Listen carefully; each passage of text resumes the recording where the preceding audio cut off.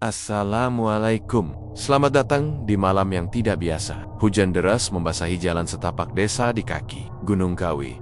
Kabut tipis merayap menutupi pepohonan dan menelan cahaya lampu minyak yang redup. Di balik kabut itu, sebuah janji kelam menunggu janji yang menuntut tumbal dari darah seorang anak sematawayang.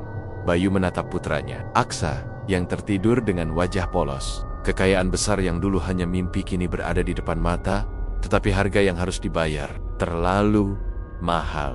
Malam ini, Gunung Kawi akan menagih. Tidak ada yang bisa menghindar dari kegelapan yang telah membuka gerbangnya di dunia ini. Cinta seorang ayah akan diuji oleh kegelapan. Dan janji dengan dunia lain selalu datang dengan konsekuensi yang menakutkan. Angin sore berhembus hambar ketika Sarman menutup pintu warung kecilnya yang sudah hampir roboh. Lapak reot itu sebenarnya tak layak disebut warung, hanya bangunan papan tua dengan seng bekas yang bocor bila hujan turun. Dari pagi sampai petang, hanya 3 pembeli yang datang. 2 membeli kopi sachet, 1 membeli rokok eceran, sisanya angin lewat dan debu beterbangan. Sarman duduk di kursi bambu yang mulai patah. Kedua tangannya memijit wajah yang letih. Suara perutnya sendiri terdengar jelas di tengah sepinya kampung. Pak, Raga lah. Suara kecil itu menusuk hatinya lebih tajam dari pisau. Raga, anak sematawayangnya, berdiri di depan pintu warung sambil mengusap mata. Tubuhnya kurus, bajunya kebesaran, dan rambutnya acak-acakan. Usianya baru 6 tahun, tapi hidup seakan menguji lebih berat dari anak manapun. Sarman tersenyum, meski bibirnya kering. Ya, nak, bentar ya, Bapak bikinin mie. Padahal mie pun tinggal 1 bungkus, itu pun sudah kadaluarsa seminggu lalu. Namun Sarman tak punya pilihan. Ia rebus mie itu, menambahkan sedikit garam agar tak hambar. Ketika melihat anaknya makan dengan lahap, hatinya teriris. Maafin Bapak, Raga, gumamnya pelan. Saat itulah suara motor berhenti di depan rumah. Suara yang tidak didambakan Sarman. 2 orang lelaki turun, membawa map coklat. Salah satunya mengetuk pintu keras-keras. Pak Sarman, Kami dari koperasi, sudah jatuh tempo 2 bulan. Kalau hari ini belum ada pembayaran, kami terpaksa ambil jaminannya. Sarman menelan ludah. Tapi saya cuma butuh waktu sedikit lagi, Pak. Saya lagi cari kerja tambahan. Waktu habis, Pak. Aturan tetap aturan. Mereka masuk tanpa menunggu izin. Mata mereka langsung menuju ke arah satu-satunya benda berharga di rumah itu, sepeda motor butut, peninggalan almarhum istrinya. Sepeda itu satu-satunya alat yang dipakai Sarman mencari rezeki. Tanpanya, ia tak bisa ke pasar, tak bisa kirim barang, bahkan tak bisa mengantar Raga ke puskesmas bila sakit. Lelaki berseragam itu membuka pintu samping dan menarik motor keluar. Pak, jangan, Sarman memohon. Tolong, itu satu-satunya yang saya punya. Terlambat, Pak. Bayarnya mana? Sarman berdiri pasrah, tangan gemetar. Raga memeluk kaki ayahnya sambil menangis. Akhirnya, motor itu dibawa pergi. Debu yang terbang dari roda. Motor terasa seperti tamparan yang menghina. Setelah suara motor itu menjauh, Sarman terduduk. Dadanya sesak, napasnya berat. Raga memeluknya semakin kuat. Pak, jangan sedih. Sarman tak menjawab. Ia hanya menatap tanah, mata kosong. Dunia seperti runtuh di atas pundaknya. Malam itu, setelah menidurkan Raga, Sarman duduk di tangga rumahnya yang dingin. Lampu minyak di sudut ruangan berkelip pelan. Suara jangkrik menyayat kesunyian. Tuhan, apa salah saya? Bisiknya.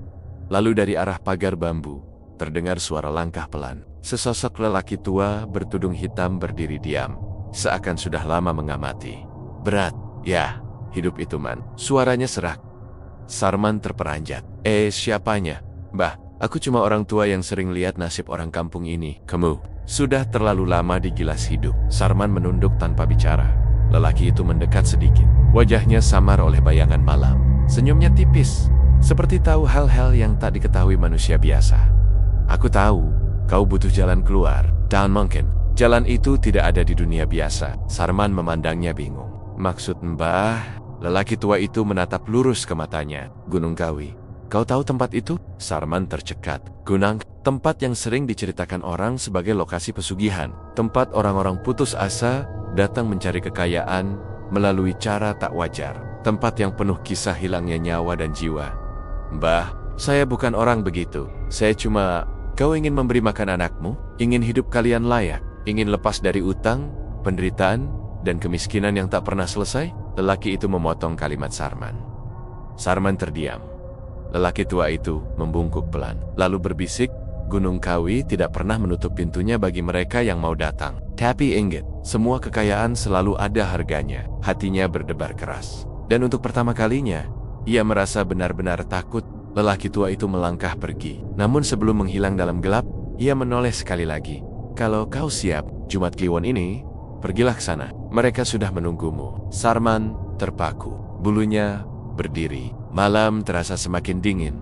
Ia kembali masuk rumah. Raga tertidur pulas, memeluk bantal tipisnya. Sarman memandang anak itu lama sekali.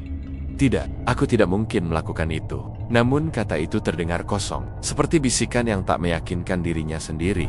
Karena jauh di dalam hati, sesuatu mulai retak dan dari keretakan itu, kesuraman pelen-pelen merayap masuk. 3 hari setelah pertemuannya dengan lelaki tua bertudung hitam itu, pikiran Sarman tak pernah tenang. Setiap kali ia memikirkan ucapan Jumat Kliwon, tubuhnya merinding tanpa sebab. Ada bagian dari dirinya yang ingin melupakan semua itu, tetapi ada pula suara halus di dalam hati yang mengulang kalimat sama setiap malam. Jika ingin keluar dari penderitaan, desir angin pagi yang biasanya menenangkan justru terasa seperti bisikan yang mendorongnya semakin dekat ke arah kegelapan. Di warung kecil samping musola, Sarman duduk sendirian. Ia memandang kopi hitam yang mulai dingin. Di sebelahnya, 2 orang tetangga sedang berbincang pelan, tetapi suara mereka cukup jelas untuk didengar. Dengar-dengar, si Paiman itu dulunya bangkrut total, kata salah satu. Iya, tapi entah gimana, sekarang dia punya 3 truk angkut. Rumahnya juga dibangun ulang. Yang lain mendekatkan mulutnya ke telinga temannya. Katanya, dia sampai ke Gunung Kawi. Sarman menoleh perlahan. Ah, serius. Tapi anak pertamanya tiba-tiba sakit parah. Sampai sekarang lumpuh total. Ya Allah, Gary amat. Mereka tertawa kecil, tapi tawa itu tak benar-benar lucu. Lebih seperti tawa orang yang ingin menyembunyikan rasa takut.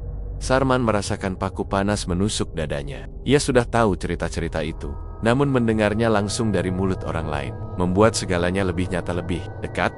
Lalu salah satu dari mereka berkata dengan suara pelan namun dalam, Gunung Kawi itu bukan tempat orang yang masih punya harapan. Itu tempat para putus asa, yang sudah kehilangan pegangan, yang tak peduli lagi apapun hilang dari hidupnya. Kalimat itu membuat tengkuk Sarman dingin. Ia pulang dengan langkah gontai. Setiap langkah terasa seperti beban yang mengikat kakinya. Setibanya di rumah, ia menemukan Raga duduk di lantai, sambil memeluk lutut. Anak itu terlihat pucat.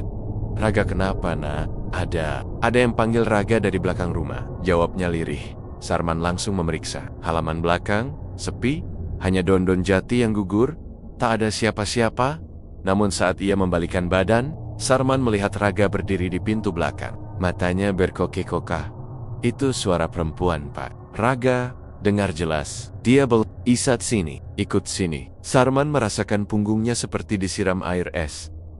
Ini bukan pertama kalinya Raga mengalami hal aneh. Sejak malam pertama setelah lelaki tua itu mendatanginya, Raga selalu terbangun tengah malam dan menangis tanpa sebab. Kadang-kadang ia menunjuk sudut ruangan sambil berkata, ada bayangan tinggi di sana. Sarman mencoba menenangkan anaknya dengan pelukan. Udah, nak, itu cuma mimpi. Namun ia sendiri tidak percaya ucapannya. Sore itu, Sarman duduk di depan rumah. Awan gelap menggantung rendah, seakan menekan atap rumahnya. Darik, terlihat sosok yang tidak asing mendekat. Mbah Lodra, pria tua dengan jenggot kelabu itu, dikenal sebagian warga sebagai orang yang tahu banyak soal dunia lain. Tak ada yang berani mendekatinya terlalu jauh. Beberapa bilang ia pernah menjadi perantara ritual. Gunung Kawi. Sarman menelan ludah. Mbah Lodra berhenti di depan pagar. Man, kau terlihat makin kurus. Banyak pikiran, Mbah. Pikiran bisa dihapus. Penderitaan bisa hilang. Yang penting, kemauanmu. Sarman terdiam sesaat. Mbah, saya punya anak. Justru karena itu kau harus bertindak, Man. Wajah Mbah Lodra berubah serius. Kemiskinanmu tak hanya menyiksamu, anakmu juga ikut merasakan. Sarman mengepal tangannya. Kata-kata itu menusuk terlalu dalam. Gunung Kawi bukan tempat untuk orang biasa. Tapi pintunya sudah terbuka. Nada suaranya dingin, seakan bukan berasal dari dunia ini. Jumat Kliwon besok. Kalau kau datang, ikut petunjuknya. Kalau pintu akan tertutup selamanya. Sarman menunduk. Suara jantungnya berdentam keras. Kalau saya datang, apa yang harus saya bawa? Mbah Lodra menatapnya lama. Sangat lama. Hingga Sarman merasa seolah tubuhnya diterawang.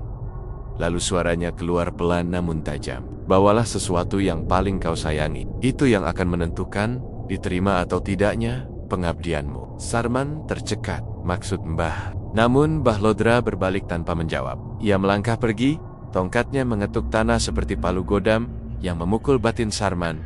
Malam itu, angin bertiup tidak seperti biasanya. Daun-daun bergemerisik keras. Dan pintu rumah bergetar meski terkunci rapat. Raga tak bisa tidur. Ia terus memegangi lengan ayahnya. Pak, jangan pergi jauh ya. Apa maksudmu? Aku mimpi. Tak pergi. Terus, Raga ditinggal. Sarman mengecup kepala anak itu, namun hatinya remuk. Ia memandang wajah Raga yang polos. Anak yang menjadi alasan ia bertahan hidup. Anak yang selalu hadir dalam doa-doanya. Namun, kata Bahlodra terus menggema di kepalanya. Bawalah sesuatu yang paling kau sayangi. Di luar, angin semakin meraung. Langit tampak gelap pekat. Malam seperti mengetahui apa yang sedang berkecamuk dalam dada Sarman. Jumat Kliwon tinggal 1 malam lagi. Dan dari kejauhan, seolah-olah Gunung Kawi memanggil namanya. Sarman, Sarman. Jumat Kliwon akhirnya tiba. Seharian penuh, langit tampak muram. Matahari seperti enggan keluar dari balik awan hitam yang menggantung berat. Udara dingin merayap sejak pagi, membuat bulu kuduk Sarman berdiri setiap kali angin lewat. Raga sejak subuh sudah tampak gelisah, seolah merasakan sesuatu yang tak bisa ia jelaskan. Pak, nanti malam jangan pergi ya. Suara kecil itu datang ketika Raga sedang memegang baju ayahnya. Sarman tercekat, seakan kata-kata anak itu adalah pertanda terakhir sebelum sesuatu yang buruk terjadi. Ia mencoba tersenyum, tapi wajahnya kaku. Bapak cuma mau cari jalan keluar, nak. Biar kita bisa hidup lebih baik. Raga nggak mau hidup baik kalau bapak pergi. Air mata anak itu jatuh tanpa bisa ia tahan. Sarman memeluknya erat. Pelukan yang terasa berat, seolah dunia menahan bahunya. Namun menjelang maghrib, suara itu kembali terdengar. Bukan suara manusia, bukan pula suara alam. Suara itu samar, seperti bisikan yang muncul dari balik kabut. Sarman. Waktunya ia menatap keluar rumah. Kabut putih tipis mulai membungkus halaman. Padahal, kampung itu jarang sekali berkabut. Lampu-lampu rumah tetangga terlihat redup dan jauh. Suara jangkrik pun hilang entah kemana. Seluruh dunia terasa diam, seperti menahan napas. Sarman tak bisa tidur, tak bisa duduk, tak bisa tenang. Kata-kata Mbah Lodra terus bergema. Pintunya terbuka malam ini. Kau harus datang. Ketika azan Isya selesai berkumandang, Sarman mengambil jaket tipisnya. Setiap langkah menuju pintu terasa seperti menginjak bara. Tangan Raga tiba-tiba meraih ujung bajunya. Pak, jangan! Mata anak itu memohon dengan ketakutan yang tak seharusnya dimiliki anak seusianya. Sarman mengusap kepalanya pelan. Tidur, nak. Bapak janji, bapak bakal kembali. Janji yang bahkan dirinya sendiri tidak yakin bisa ditepati.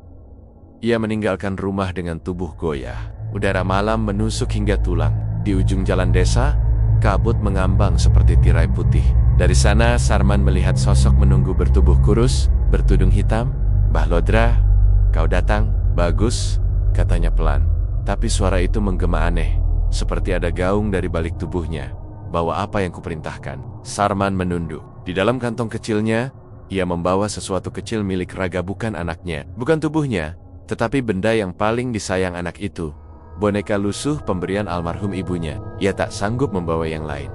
Balodra tersenyum samar. Memang begitu biasanya. Manusia selalu mencoba bernegosiasi dengan nasib. Tapi ingat, Gunung Kawi menerima atau menolak bukan urusan kita. Mereka berjalan masuk ke dalam kabut. Jalan setapak terasa semakin sempit. Pohon-pohon seakan berubah lebih tinggi dan kurus.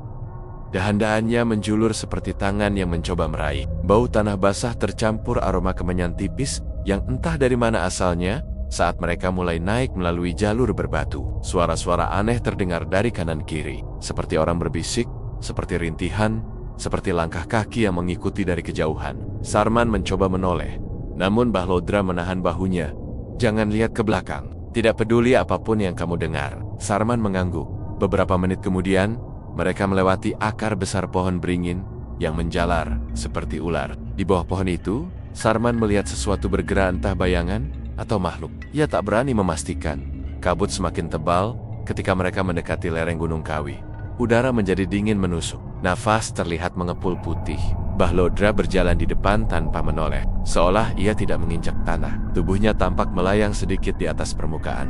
Sarman ingin berhenti, ingin kembali, ingin memikirkan ulang semua ini, namun setiap kali ia menoleh ke arah desa, hanya ada kegelapan gelap pekat, seolah jalan pulang sudah tertelan malam. Mereka tiba di sebuah tanah lapang sempit. Di tengahnya ada sebuah batu besar berlumut, bentuknya tak beraturan, namun memancarkan hawa dingin seperti es. "Duduk," perintah Mbah Lodra.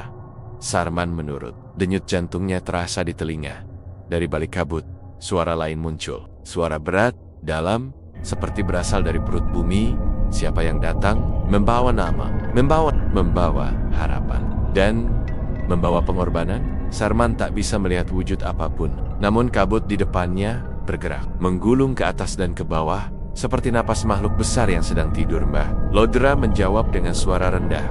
"Ini Sarman. Dia datang membawa permohonan dan tumbal yang ia siapkan." Sarman memeluk kantong kecil berisi boneka raga. Tangannya gemetar hebat. Suara itu kembali bergema.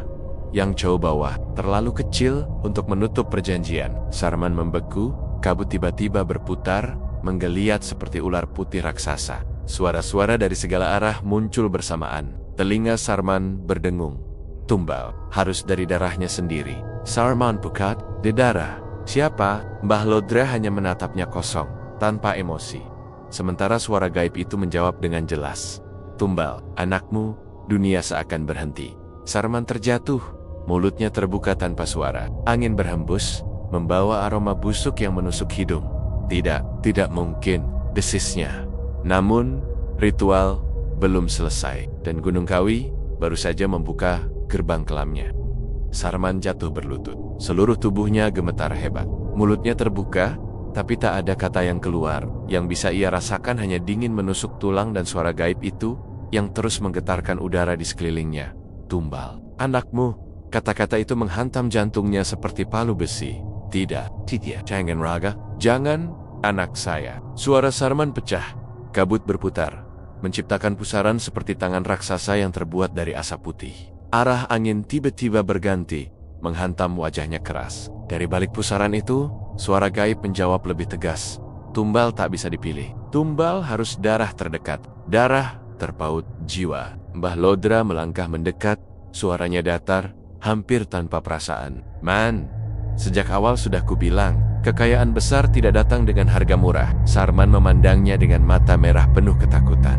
"Mbah, saya cuma ingin hidup lebih baik. Bukan begini. Bukan, anak saya." Mbah Lodra menatap lurus tanpa belas kasihan. Semua orang yang datang ke sini bilang begitu pada awalnya, tapi mereka akhirnya menerima. "Kau pikir apa yang membuat si Paiman kaya? Si Gino? Si Bud? Semua bayar dengan darah keluarganya." Sarman menggeleng keras, memegangi kepala seolah ingin menutup telinganya dari kenyataan. "Tidak, saya nggak mau anak saya mati." Tiba-tiba tanah di bawahnya bergetar pelan. Getaran itu berubah menjadi denyutan, seperti detak jantung raksasa dari dalam bumi. Batu besar berlumut di tengah lapangan itu, memancarkan hawa panas, berlawanan dengan dingin di sekelilingnya. Suara gaib itu kembali bergema, lebih dalam, lebih menguasai. "Kau datang ke sini membawa harapan, maka kau harus membawa pengorbanan. Tanpa tumbal, tak ada kekayaan. Tanpa jiwa, tak ada kelimpahan." Sarman menunduk sampai tubuhnya hampir menyentuh tanah. Air matanya menetes di lantai yang dingin. Bayangan wajah Raga muncul dalam pikirannya. Senyumnya, tangisnya, kecemasan kecilnya ketika memeluk ayahnya tadi sore. Ia memukul tanah dengan kepalan tangan gemetar. "Kenapa harus anak saya? Ambil nyawa saya saja. Ambil semuanya dari saya." Kabut berhenti, berputar. Hening menelan udara. Lalu suara itu menjawab pelan, namun menghantam jiwanya. "Nyawamu tak berharga. Pagi kami." Sarman seperti disambar petir. Lututnya terasa lemas, dadanya sesak. Mbah Lodra kemudian duduk bersila di depan batu besar, mengeluarkan segenggam kemenyan dan benda kecil mirip gelang dari anyaman serat hitam. Ia menyalakan kemenyan itu. Asapnya langsung membentuk garis lurus naik ke atas, tidak berbelok sedikit pun. "Dunia yang kau masuki bukan lagi dunia manusia, Man.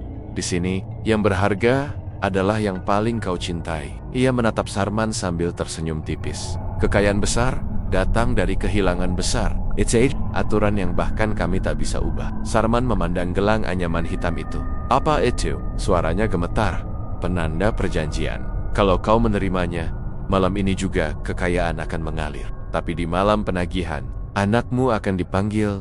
Aku nggak mau. Sarman bergumam seperti orang yang kehilangan pikirannya. Namun kabut kembali menggeliat, lalu membentuk sosok samar seperti wajah yang tak punya mata, hanya rongga hitam yang dalam. Nafasnya terdengar jelas meski tak memiliki mulut. Ambil penanda itu, atau pergi, dan kemiskinanmu akan dilipat gandakan. Sarman tersentak. Dilipat gandakan? Suara itu menjawab. Dunia tak suka orang yang sudah mengetuk pintu, lalu menolak masuk. Sarman gemetar semakin hebat. Jika Ea pergi, hidupnya akan lebih buruk. Jika ia menerima, Raga dalam bahaya. Ia terjepit di antara dua jurang, neraka dan neraka yang lebih dalam. Lodra mendorong gelang hitam itu ke arah Sarman. Aku tak bisa memaksamu. Tapi, ingat Man, Raga butuh makan. Raga butuh masa depan. Kau bisa menyelamatkannya dari hari ini. Tapi apa kau bisa menyelamatkannya dari kemiskinan yang akan membunuhnya perlahan-lahan? Sarman menutup wajahnya. Tangis seorang ayah yang kalah oleh dunia. Perlahan, tangannya bergerak, gemetar, lemah, ragu, namun akhirnya ia menyentuh gelang itu. Begitu kulitnya mengenai permukaan gelang anyaman hitam itu, bumi bergetar keras. Kabut terpental naik ke udara seperti badai yang pecah. Angin menghantam dari segala arah. Batu besar memancarkan cahaya merah gelap seperti bara. Suara gaib itu bergema ribuan kali, memenuhi hutan. Perjanjian diterima, tumbal ditetapkan. Nyawa anakmu telah mengikuti kami. Sarman memekik, tubuhnya terhuyung. Mbah Lodra hanya menunduk, seperti sudah terbiasa melihat manusia menyerahkan jiwanya dalam keheningan setelah getaran berhenti. Sarman sadar satu hal, ia baru saja menghancurkan hidupnya sendiri, dan di kejauhan, seolah-olah dari arah desanya, terdengar suara lembut memanggilnya melalui angin. Pak, tolong, itu suara Raga, atau sesuatu yang menirukan suara anaknya. Malam turun perlahan, seperti kain hitam tebal yang menutup seluruh langit. Hujan rintik-rintik mulai turun, suara tetesnya memecah keheningan yang sejak sore terasa tidak wajar. Di Rama Bayu, suasana semakin mencekam. Lampu teras berkedip-kedip, seperti ada sesuatu yang mengganggu aliran listriknya. Bayu berdiri di depan pintu kamar Aksa anak semata wayangnya, sambil memegang gagang pintu yang dinginnya seperti es. Sudah 2 malam, ia tidak berani tidur. Setiap malam, selalu ada sesuatu yang berusaha mendekati putranya. Sesuatu yang tidak terlihat, tetapi jelas keberadaannya. Dari dalam kamar terdengar suara kecil. "Pa!" Bayu langsung membuka pintu. Aksa duduk di ranjang dengan wajah pucat. Keringat dingin membasahi dahinya. "Ada apa, Nak?" Bayu duduk di sampingnya. Aksa menatap pintu kamar yang sedikit terbuka. "Pah, tadi ada yang manggil namaku." Jantung Bayu langsung melorot ke perut. Ia menelan ludah. "Siapa? Suaranya dari mana?" Aksa menggeleng dengan mata mulai berair. Dari luar jendela. Suaranya kayak suara orang dewasa tapi pelan banget. Dia bilang, "Aksa, buka pintunya." Bayu merinding sampai ke tulang. Ia langsung memeluk anaknya. Menutup tubuh kecil itu, seolah bisa melindunginya dari sesuatu yang jauh lebih kuat dari sekadar manusia. "Aksa, jangan buka. Apapun kalau ada suara, jangan jawab siapapun. Pahami itu?" Anak itu mengangguk cepat, ketakutan, hening, lalu terdengar krak dari arah jendela. Bayu berdiri perlahan, jantungnya berdetak kencang. Ia mendekati jendela perlahan dan mengintip dari celah tirai. Kosong, gelap, tapi rasa dinginnya tidak wajar. Bukan dingin hujan, tapi dingin seperti suhu dalam goa yang tak pernah tersentuh cahaya. Tiba-tiba, sesuatu menghantam jendela. Bayu spontan mundur. Aksa menjerit kecil dan bersembunyi di balik badan ayahnya. Jendela itu kembali berguncang. Duk, seperti ada tangan yang mengetuk. Namun, bukan ketukan manusia. Ketukannya terlalu cepat, terlalu keras, dan terlalu tak sabaran. Bayu menyiapkan diri untuk menutup tirai sepenuhnya ketika sesuatu merayap di balik kaca. Sebuah bayangan gelap, tinggi, kurus, lehernya panjang tak wajar. Wajahnya samar, seperti kabut yang membentuk wajah manusia, tapi tanpa mata. Bibir gelap itu bergerak, meski tidak menyentuh kaca. Suara langsung masuk ke dalam kepala Bayu. 3 hari lagi. Bayu, suara itu bukan suara yang berasal dari luar. Suara itu seperti menembus tengkoraknya. 3 hari lagi aku datang. Persiapkan tumbalmu. Tubuh Bayu gemetar hebat. Jendela kembali tenang. Bayangan itu sirna seketika.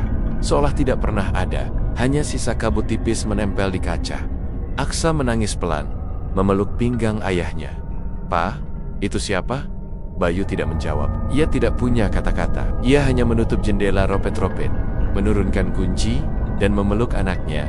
Lalu dari arah ruang tamu, terdengar suara berat, seperti furnitur digeser. Bayu membeku. Ia tahu suara apa itu. Ia pernah mendengarnya di Gunung Kawi. Langkah penunggu, langkah makhluk yang menagih tumbal. Dan kini, ia telah masuk ke dalam rumahnya. Malam terasa panjang, mencekik, dan penuh bisikan yang datang dari berbagai sudut. Dan Bayu sadar, malam ketiga adalah permulaan kehancuran yang sebenarnya. Hujan turun semakin deras malam itu, menenggelamkan seluruh suara desa dalam gemuruh air. Namun, bagi Bayu, hujan justru tidak mampu menutupi suara-suara lain yang mengisi rumahnya, suara yang hanya ia dan makhluk tak kasat mata itu bisa dengar. Jam dinding menunjukkan jam 1:44 ketika Bayu tiba-tiba terbangun. Ia mendengar sesuatu dari ruang tamu. Bukan suara langkah, bukan suara furnitur, melainkan suara pintu depan rumah terbuka perlahan, krik. Bayu langsung bangkit dari ranjang. Ia menoleh ke samping Aksa tidur di sampingnya, memeluk boneka kecil yang sudah lusuh. Napasnya cepat, gelisah, seolah bermimpi buruk. Bayu mengusap kepala putranya, lalu meraih senter. Ia membuka pintu kamar dengan perlahan. Rumah terasa berbeda, dingin, diam, sunyi dengan cara yang tidak wajar. Angin dari luar menerpa kulitnya begitu ia melangkah keluar. Pintu rumahnya benar-benar terbuka lebar. Bayu mematikan napas, lalu melangkah maju. Siapa di sana? Suara Bayu pecah di tenggorokan. Tak ada jawaban. Ia menyinari halaman. Hanya hujan, pepohonan, dan jalan setapak yang basah. Tidak ada orang, tidak ada hewan, tidak ada apapun. Namun saat ia berbalik untuk kembali menutup pintu, sebuah bayangan tinggi berdiri di ujung lorong rumahnya. Bayu membeku. Senter di tangannya bergetar hebat. Ia mengangkatnya, perlahan, menerangi kegelapan di ujung lorong itu. Dan bayangan itu terlihat jelas. Makhluk itu berdiri tegap. Tubuhnya lebih tinggi dari pintu. Wajahnya tidak berbentuk. Hanya kabut gelap yang mengalir naik turun seperti asap. Tetapi bagian mulutnya terlihat samar tersenyum, panjang dari sisi ke sisi. Bayu tersentak mundur beberapa langkah. Makhluk itu tidak bergerak. Tapi suaranya muncul dalam kepala Bayu, berat dan memecah ruang.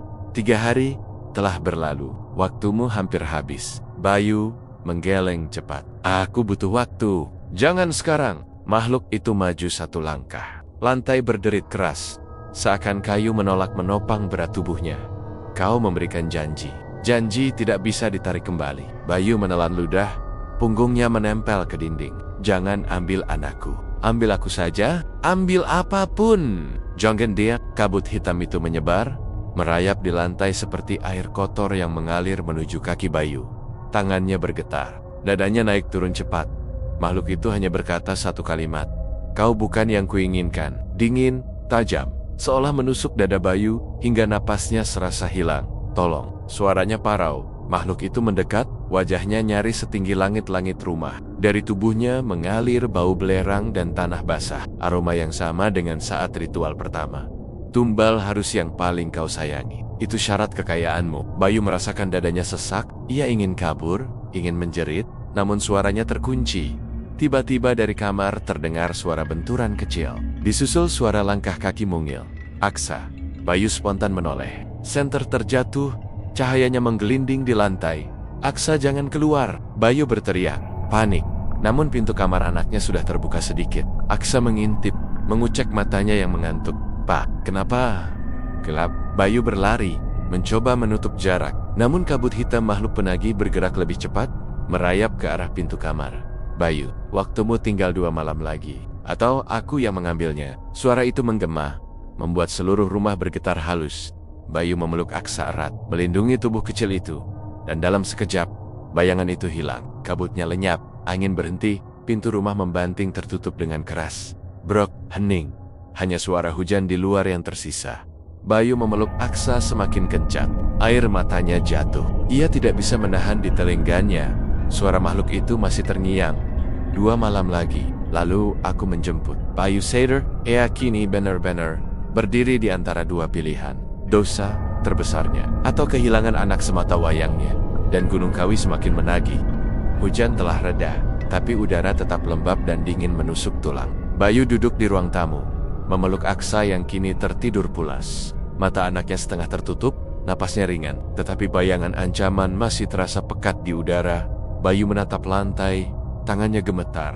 Ia tahu waktu semakin menipis. 2 malam lagi, kata makhluk itu. 2 malam lagi, janji yang dibuat di Gunung Kawi menuntut harga yang lebih tinggi dari apapun yang pernah ia bayangkan. Ia memutuskan untuk mencari cara, bukan untuk menyerah, bukan untuk tunduk, tetapi untuk melawan takdir yang seakan sudah ditulis. Bayu pergi ke rumah Mbah Lodra lagi. Ia berharap ada jalan untuk membatalkan perjanjian, jalan yang mungkin menyelamatkan anaknya. Mbah Lodra menatapnya dengan mata dingin namun tenang. Kau kembali, katanya. Aku sudah tahu niatmu. Bagaimana saya bisa melawan ini? Aku tidak bisa menyerah. Aku tidak bisa kehilangan Aksa. Bayu memohon. Mbah Lodra menghela napas panjang. Manusia selalu mencoba melawan, tapi jarang berhasil. Dunia lain tidak mengenal belas kasihan. Tapi ada satu jalan, hanya satu, dan tidak kalah mengerikan. Bayu apa jalannya? Mbah Lodra membisikkan sesuatu yang membuat Bayu menggigil. Pergi ke rumah seorang paranormal tua di tepi hutan. Orang itu bisa menunda waktu penagihan, tapi hanya sementara. Untuk melawan sepenuhnya, kau harus melakukan sesuatu yang lebih gelap. Bayu merasakan dadanya seperti dihantam. Gelap? Lebih gelap dari Gunung Kawi? Lebih berisiko dari janji darah itu? Bayu, kau sadar bukan? Mbah Lodra menatap tajam. Kalau gagal, bukan hanya anakmu yang hilang, tapi kau juga bisa ikut terseret ke dunia lain. Bayu menelan ludah. Tidak. Saya tidak peduli. Saya harus mencoba. Malam ia berjalan menuju rumah paranormal yang disebut Mbah Lodra. Jalan setapak melalui hutan tampak berbeda, seolah menyesuaikan dengan ketakutannya. Kabut tipis melingkupi tanah, menimbulkan bayangan panjang di antara pepohonan. Bunyi langkahnya terdengar bergema, tapi ketika menoleh, tak ada orang lain. Sesampainya di rumah paranormal, seorang wanita tua berdiri di depan pintu, wajahnya keriput, matanya tajam. Ia menatap Bayu seakan bisa membaca setiap niat dan ketakutan dalam hati. Kau datang untuk menunda takdir bukan? Suara wanita itu serak namun jelas. Bayu mengangguk. Ya saya tidak bisa kehilangan anak saya. Tolong, apapun caranya. Wanita tua itu tersenyum tipis. Dunia lain tidak pernah menunggu manusia yang lemah, tapi aku bisa menunda. Sebentar, hanya sebentar. Itu cukup untuk kau bersiap menghadapi malam terakhir. Namun, ingat. Setiap perlawanan selalu ada konsekuensinya. Aku bisa menunda, tapi tidak bisa membatalkan janji sepenuhnya. Itu urusanmu dengan Gunung Kawi. Bayu menandak, menelan ludah. Ia menyadari satu hal.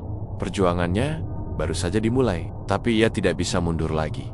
Malam itu, setelah ritual menunda penagihan selesai, Bayu kembali ke rumah dengan langkah berat. Aksa tertidur di ranjang, tidak menyadari kengerian yang menunggu di malam berikutnya.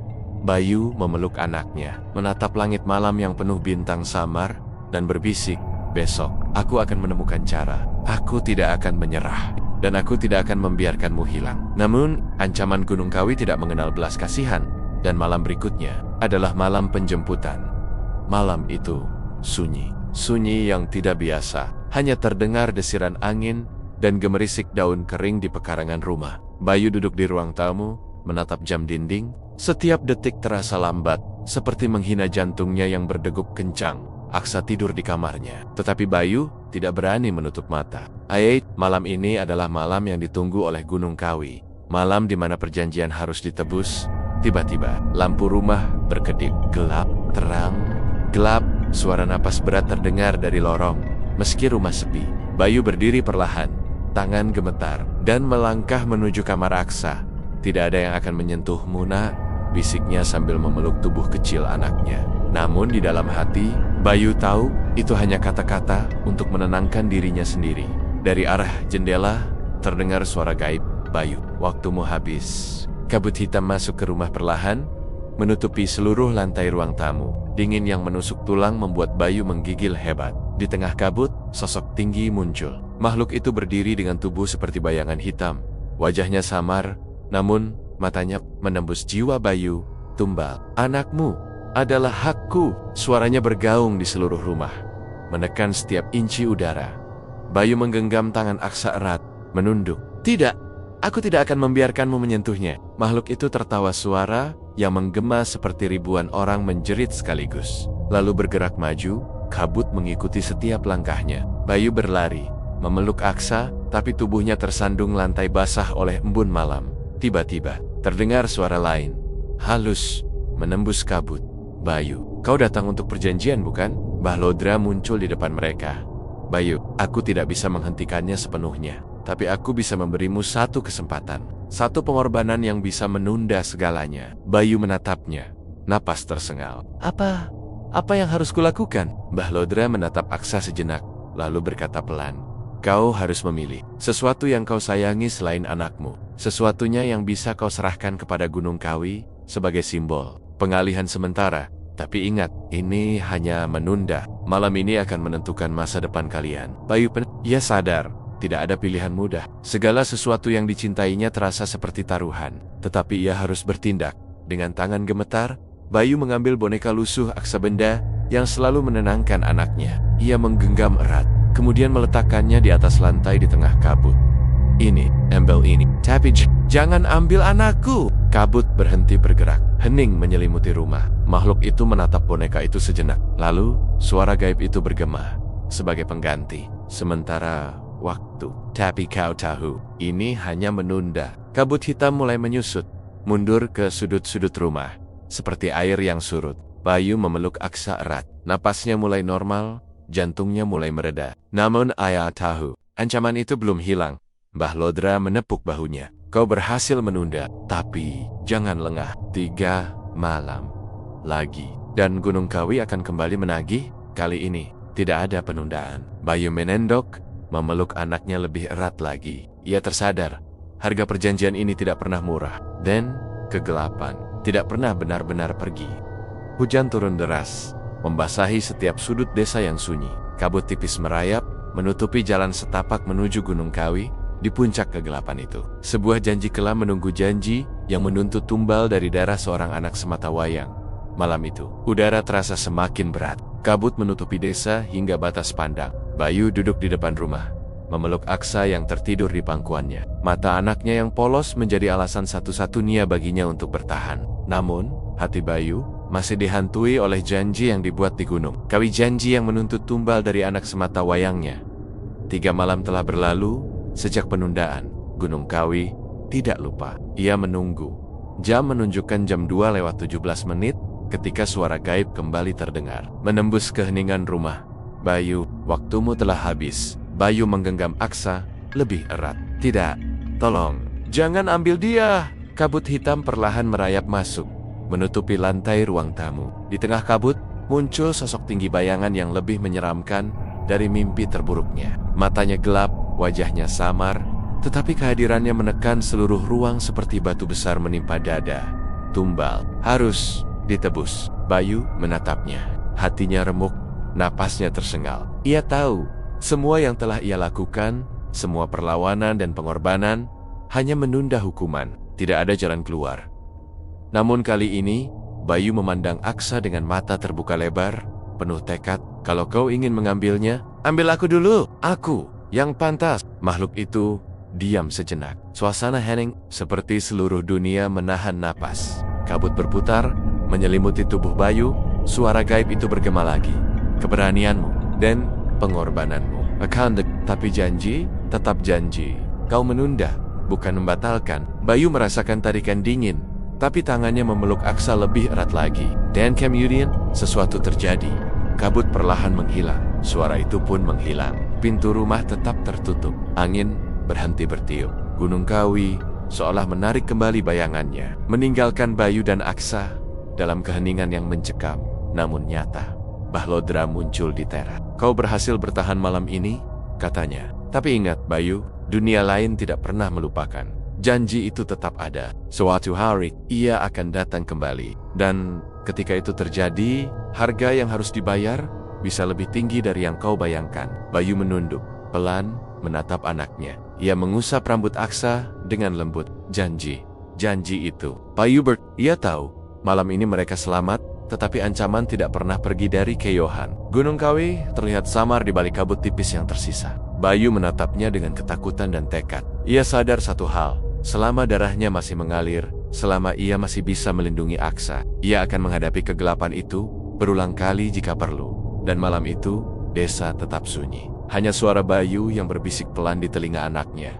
Tidurlah nak, ayah akan selalu melindungimu. Selama ayah masih ada, tidak ada yang bisa mengambilmu. Bayu menatap anaknya yang tertidur, jantungnya berdegup kencang. Kekayaan besar ada di depan mata, tetapi harga yang harus dibayar terlalu mahal. Malam ini, Gunung Kawi akan menagih, dan tak ada yang bisa menghindar dari kegelapan yang telah membuka gerbangnya. Selamat datang di dunia, di mana cinta seorang ayah diuji oleh kegelapan yang tak kenal belas kasihan.